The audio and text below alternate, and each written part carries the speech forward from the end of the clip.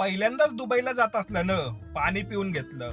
हवाई सुंदरीला excuse me म्हणायच्या आत दुबई महानगरपालिकेच्या लाईट चमकायला लागल्या.